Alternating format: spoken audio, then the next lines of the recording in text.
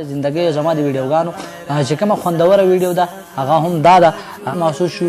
اولنۍ خبره دا وه چې انسان سبا خپل د عمل حساب کتاب کېږي. دویم نمبر خبره دا ده چې ځان نه بېوقوف جوړول نه دي پکار، یو ځل مرګ دی. دریم نمبر خبره دا ده چې الله رب العالمین جوړې ته تیار دی چې د هغه سره موږ په دنیا کې په ځان ماف کړو، په خپل ژوندانه باندې. څلورم نمبر خبره دا ده السلام علیکم ورحمت الله وبرکاته. ستاسو ورور ستاسو ملګری سلیمان سالار ملګرو تاسو ته په خپل پروګرام کې هرکلی وایم او یو وړوکی غونډه کې ویډیو پیغام در کوم. پر سایډ به تاسو ته تصویر ښکاري، ډېره سبق آموز ویډیو ده، ډېره عبرتناکه ویډیو ده. زما د زندګۍ زما د ویډیوګانو چې کومه خوندوره ویډیو ده هغه هم دا ده ملګرو. اول نمبر کې چې کوم دی فرست ټایم د مفتی سردار علي حقانی صاحب چې کوم تصویر تاسو ته ښکاري دا هغه مفتی صاحب دی، مفتی سردار علي حقانی صاحب چې د هغې په بیاناتو باندې به ډېر زیات خلک پوهېدل او ډېر زیات به په شوق او په خوند او مزې سره اورېدل. مفتی سردار علي حقانی صاحب چې کوم دی نو چرته روانو یا را روانو دا علم خو خیر ماته نشته، نه راته صحیح پته شته، خو مفتی سردار علي حقانی صاحب چې کوم دی هغه په ګاډي کې روانو یا را روانو، هغه اکسیډنټ وکړو، یو حادثه راغله او هغې کې چې کوم دی نو شهید کړی شو، د دنیا نه لاړو. مفتی سردار علي حقانی صاحب چې کوم دی د هغه ګاډي کې به مطلب لاول خو سانګ نه لګېدو، که چېرته سکرین وغیره MP3 یا ټیپ پکې و نو په هغې باندې به یا بیان لګېدلی یا به تلاوت لګېدلی و. اوس زموږ څه حال دی؟ زموږ حال دا دی به د تېر اختر کې به تاسو کتلي زیات خلک چې کوم دی هغې به د ګاډو په شیشو کې راوتلي وو او سانګ به لګېدلي وو، مطلب ګانې به لګېدلې وې، ډانسونه به کېده. اوس مطلب چې موږ له مرګ رالی زموږ به څه حالي، مطلب زموږ په سکرین ګانه لګېدلي، زموږ په MP3 ګانه لګېدلي، که آډیو وي که ویډیو وي خو ګانه وي، میوزیک وي، نو زموږ به څه حال وي. بلکل ملګرو مفتی سردار علي حقانی صاحب چې کوم دی د دنیا نه لاړو، دغه شان به ټول خلک ځي. خو د بهلول په حواله سره یو څو خبرې کومه. بهلول چې کوم دی داسې یو کس و د هارون رشید باچا د تره زوی و. بهلول چې کوم دی یو پیره هارون رشید باچا دا اعلان وکړو چې بهلول چا په خندا ولیدو هغه له به زه دومره دومره انعام ورکړم. یو پیره بهلول په بازار را روانو او په بړق بړق په خندا شو، چې په خندا شو نو په بازار کې خو په لکونو په زراو خلک هغه ټولو خلکو هارون رشید باچا له منډې جوړې کړې چې بهلول موږ په خندا ولیدو. نو هارون رشید باچا چې کوم دی اعلانات ورکول شروع کړل، بیا بهلول له وغوښتو چې بهلوله تا ولې وخندل، لکه نور د دې نه مخکې خو تا نه خندل ځکه به تا باندې ما انعام ولګاو. نو بهلول ورته وویل چې هارون رشید باچا مخکې به ما دا سوچ کوو چې ستا د باچایي حساب به هم د بهلول څه کېږي، خو اوس مې وکتل چې هر قصاب چې کوم دی خپل څاروی د خپلې خپې نه جوړن کړی نو ستا د باچایي حساب کتاب به زما څه نه کېږي، نو په دې وجه مې وخندل. بهلول چې کوم دی د هارون رشید باچا د تربیې و، بهلول له یو ځل هارون رشید باچا یو امسا ورکړه چې له ځان نه بېوقوفه کس به وګورې او هغه له به یې ورکړي. نو کله چې بهلول هغه امسا راواغسته نو 10 یا 8 کاله یا 20 کاله منځ کې تېر شو. هارون رشید باچا چې کله وفات کېده نو هارون رشید باچا ته هغه امسا یا کونټۍ وغیره واپس کړه چې هارون رشید ستا نه زیات بېوقوف او کمقل انسان ما ته بل ښکاره نه شو. هارون رشید ورته وویل چې بهلول هغه څنګه دا خو تا نه ما 10 کاله مخکې درکړې وه، تا تر اوسه پورې چا نه ده ورکړې. چې هارون رشید باچا ته چې کمل ته په سفر تلې نو تا د ځان نه په لکونو پوج مخکې لېږلی و، لکه دا د لنګر دپاره او دا چې کوم دی سیکیورټي دپاره.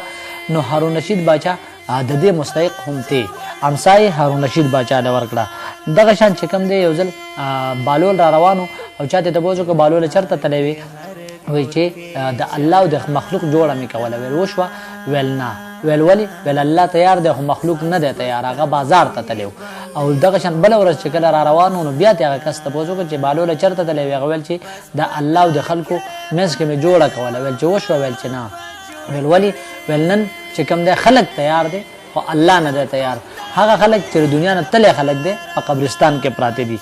دغه شان ملګرو که تاسو وګورئ قبر د حسب او د نسب د دغه ځای نه دی، مطلب چې ته به پکې څه سپارش وکړي یا به پکې څه رشوت بډې ورکړي، ځکه چې نهر زبیده چې کوم دی دا د سعودي عرب باچایي وه د دې څه، او نهر چې کوم دی د حاجیانو دپاره د څو ملکونو نه راتېر کړی و. او بیا هغه نهر چې کله سخت شو نو زبیدې له خلک رال چې دا نهر چې کوم دی ستا په بس کې نه دی او دا مه کوه بند یې که. نو زبیدې ورته وویل چې د ګینتره یو ټک په 1 روپۍ شي، ټیک شوه؟ نو هم زه به وکړم تاسو خپل کار جاري ساتئ.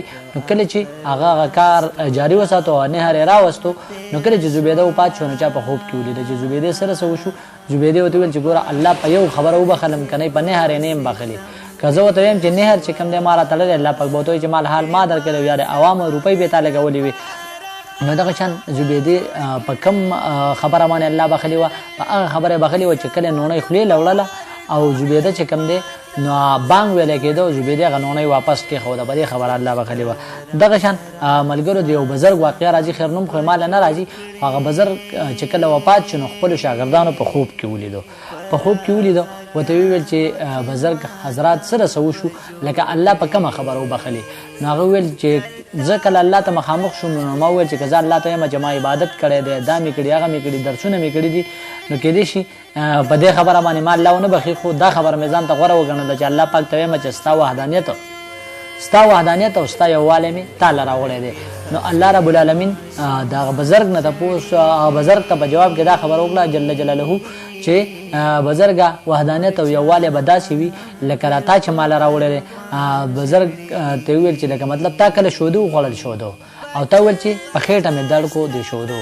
دا وحدانیت دی دا یووالی دی لکه د شرک نه هم ځان ساتل پکار دی.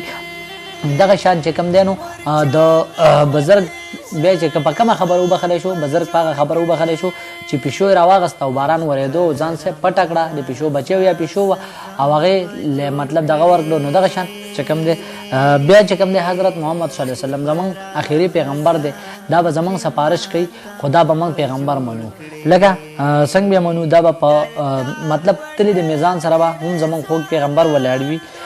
د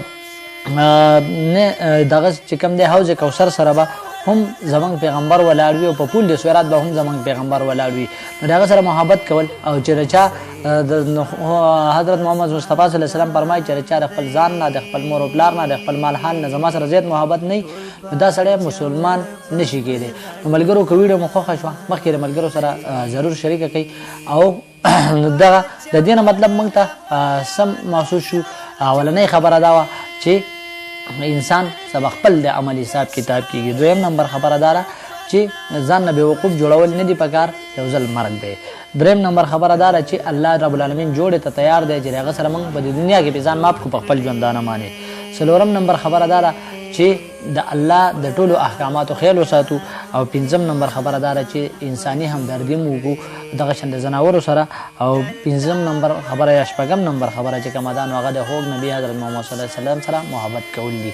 نو ملګرو ټایم مو نه خرابوم وخت راغلی دی د جدایي او الله دې نه کړي چې دا جدایي د ډېر ټایم دپاره شي تر بلې ویډیو پورې خپل کوربه سلیمان سالار له ورکړي اجازت چې چېرته مې ښاد آباد او بریالي اوسئ. موږ په خپلو دعاګانو کې یاد ساتئ د لوی الله په لوی امان. پاکستان زنده باد.